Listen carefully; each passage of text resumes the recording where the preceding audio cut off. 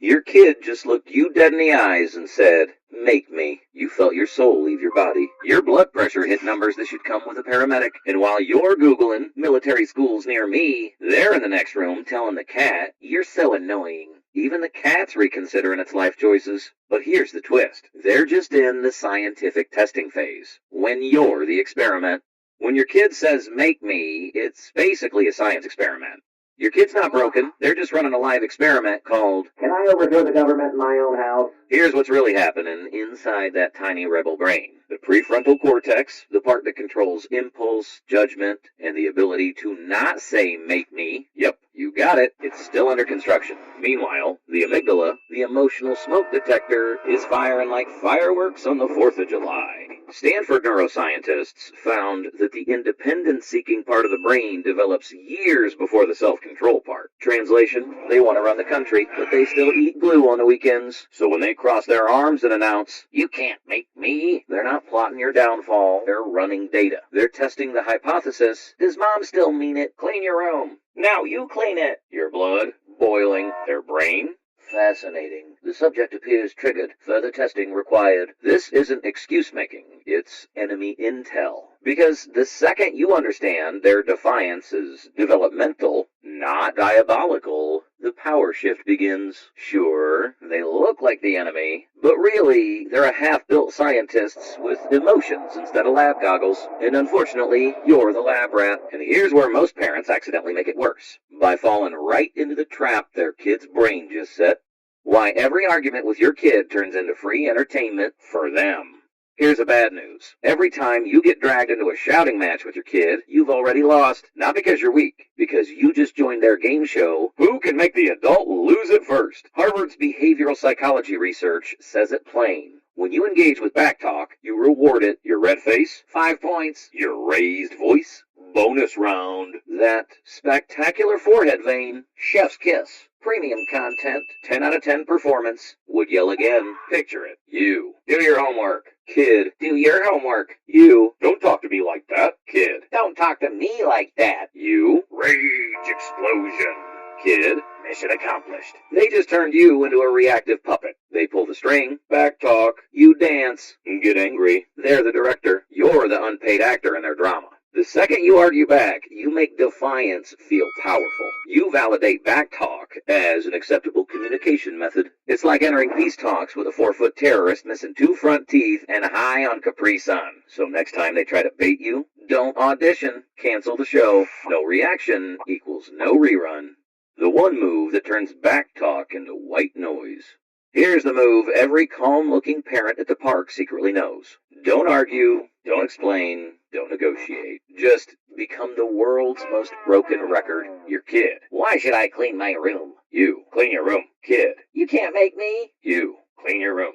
Kid. "This is stupid." You. Clean your room. That's it. You've officially transformed into a parental Roomba. Bump into resistance. Change direction. Keep repeating the same line until the job's done. Yale child development researchers found that emotionally flat repetition cuts defiant behavior by 60% within 2 weeks. Why? Because it's boring. There's no reward, no drama, no adrenaline rush. You've taken their favorite show off the air. Think of yourself as an NPC in your kid's video game. The one who only knows one sentence. Clean your room. They can rage, negotiate, or deliver a TED Talk on injustice, and you just keep buffering. The beauty, it requires zero creative energy from your fried parent brain. Pick your phrase, stick to it, channel Siri after a powerful nap. Congratulations. You just beat defiance using monotony as a weapon. Achievement unlocked. Parental ZenBot 2.0. If you've already evolved into ZenBot 2.0, you clearly have the discipline to hit subscribe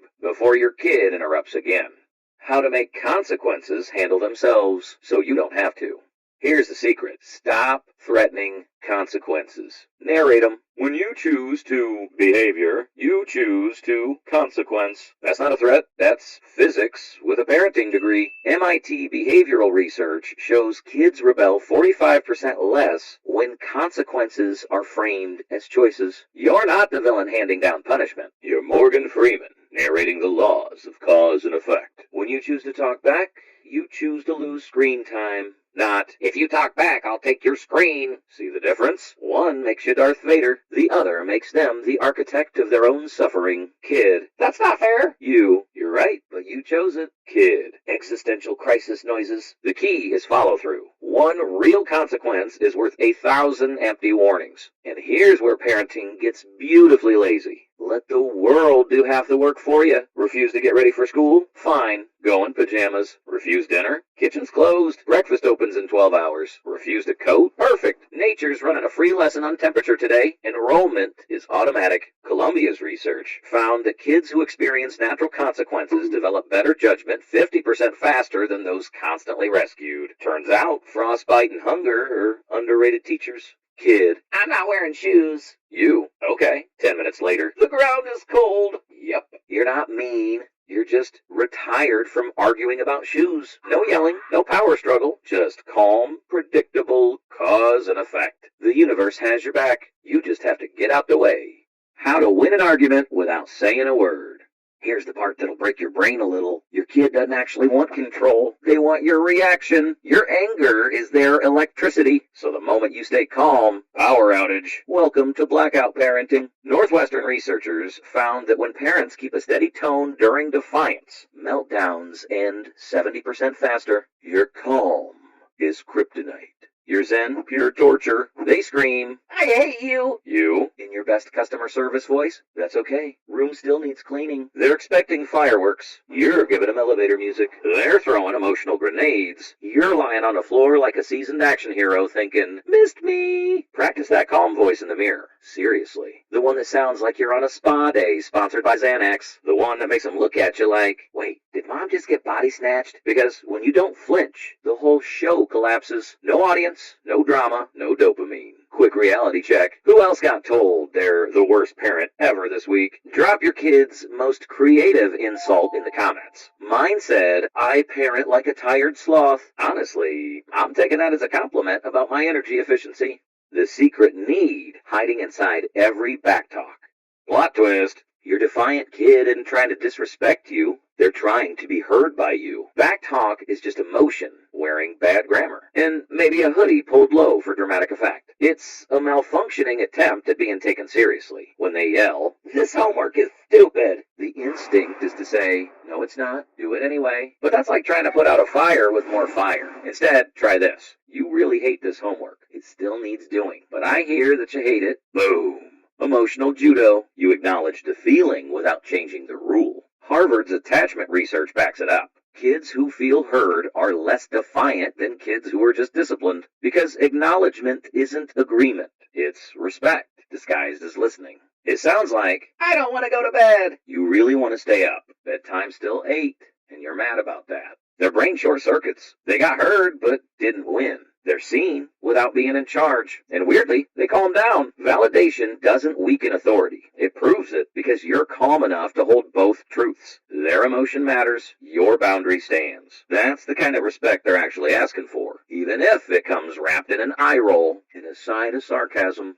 How to end a war without losing your kid. When the shouting's done and the storm passes, don't rush to fix the behavior. Fix the connection. Say something simple like, that was hard for both of us. I love you, even when we disagree. Berkeley research shows that repairing the relationship after conflict cuts future defiance by 40%, because kids who feel connected after consequences rarely repeat the behavior that caused them. You don't need a lecture. You don't need a PowerPoint on respect. You just need a moment. Want to read together? Want to walk the dog with me? Want to help make dinner? You're reminding them conflict doesn't cancel love. Rules don't erase warmth. They can be difficult and still be valued. Because what they're really testing isn't your patience, it's your consistency. They're not plotting your downfall, they're checking if you're sturdy, calm, and dependable. Every time you stay composed instead of combusting, you win. The kid who says, make me, today, becomes the teen who respects boundaries tomorrow. Defiance, handled right, turns into confidence with manners. Stay calm, stay consistent, stay connected. Backtalk only works when you play. Game over, you win.